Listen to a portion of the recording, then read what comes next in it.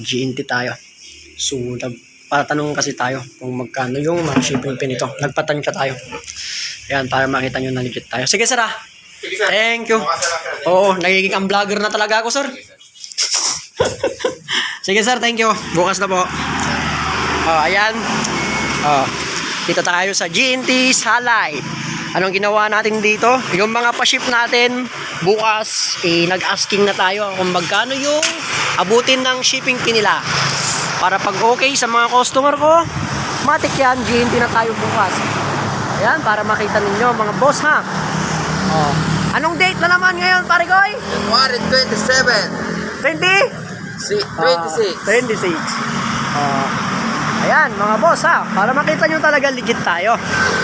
Ito yung order na nila sa akin. Ito, Binyan Laguna. Pinatansya namin kung magkano shipping fee. Ito, saan na ulit, pare? Itong isa? Bulacan ba? Part ng Bulacan. May order siyang Bindex drive. Saka set, no crankcase. Saka kasama yung gear. So, pinatansya ko lang mga boss. Okay na mga boss. Sasabihan na lang ako ng mga customer ko kapag okay sa kanila. Bukas ipaship na namin. So, pipick up pa kami kasi ng video. Okay? So, thank you.